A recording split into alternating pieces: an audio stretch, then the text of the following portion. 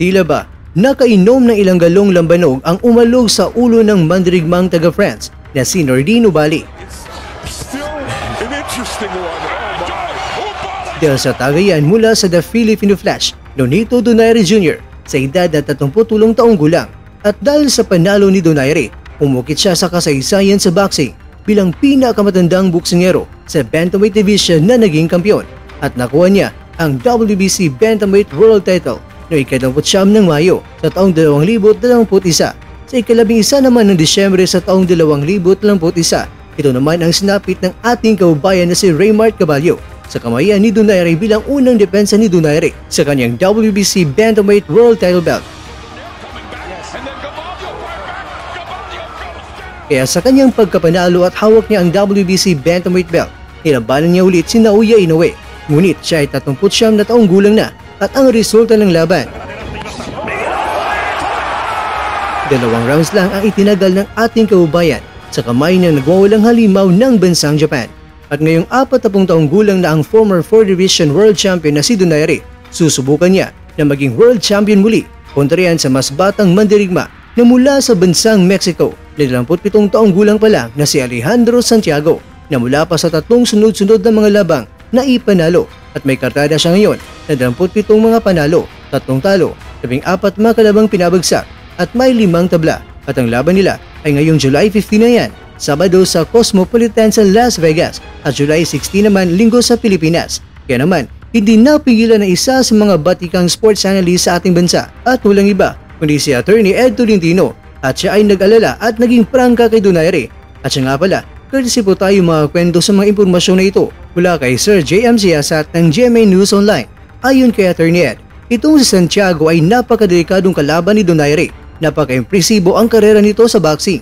Natalo man sa puntos noong 2015 kontra yan kay Gary Antonio Russell. Pero nang nagkasugo pa sila ng ating kaubayan na si Jerwin Ancas sa taong 2018, ang laban ay naging draw. Pero ayon kay Attorney Ed, marami ang nagsasabi doon na talo nga dapat itong si Ancas. At katunayan, nasabi nga ni Ancas na itong si Santiago ang isa sa mga pinakamagaling na nakalaban niya. Kaya ayon kay Attorney Ed, masama ang pitik at lagitik ng kanyang pusong naging magsik ang nakikita niya sa paparating na laban ni Donaire kontra yan kay Santiago.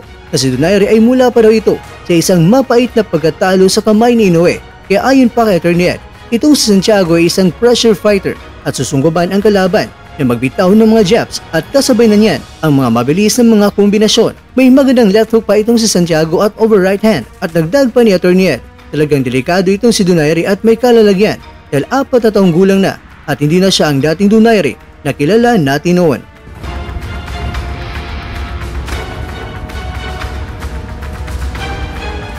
Samantala,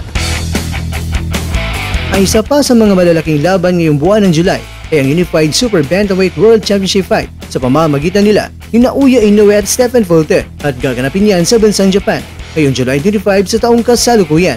Kaya naman, ang Unified Welterweight World Champion naman na si Errol Spence Jr. ay suportado niya ang kanyang kaubayan na si Fulton at hinikayat ni Spence ang lahat na suportahan nito si Fulton sa kanyang paparating na laban sa Japan. At lalong-lalo na, itong si Fulton ay naglalayon na maging tanyag sa larangan ng boxing. At ang ginawa naman ni Spence ay kinatuwa naman ito ni Fulton na ito ay kanyang nalaman.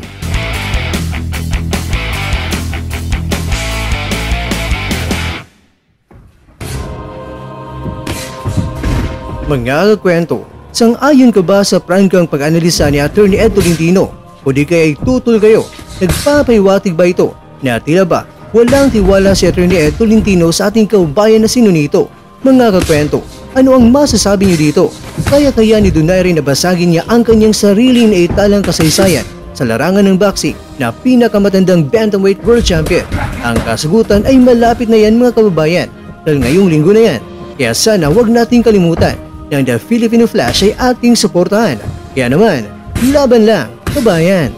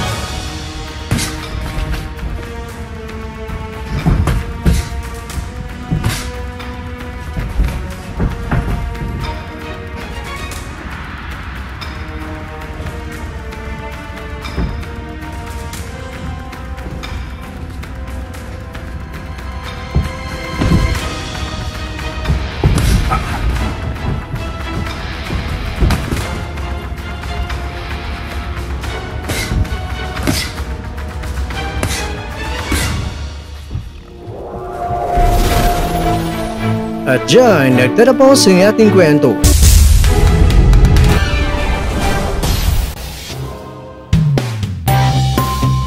Maraming salamat mga kakwento sa inyong panunood. Pero baka naman mga kakwento ay nagustuhan niyo po ang kwento natin ngayon. Baka pwede niyo po akong mabigyan dyan ng like. At kung di mo pa nagawa ito yaba, gawin mo na. Please subscribe to Kwentong Iba na Kwento. Alright. Like, share, and subscribe. Pero bago tayo magtatapos mga kwento ay syempre, shoutout po muna tayo dyan sa ating mga kakwento. Kay Kakwentong Bolox TV, kay Kakwentong Neltano Sakbatuna TV, kay Kakwentong Sounders, kay Kakwentong The Box TV, kay Kakwentong Maxi Cool, at ikaw kakwentong nanonood ngayon, shoutout siyo dyan. Bueno, hanggang dito lang po muna ang ating kwentuhan at abangan nyo lang po ang ating susunod na video. At dito lang po yan sa isang channel na kung saan maaaring ito'y mga kwentong di pa na kwento sa inyo.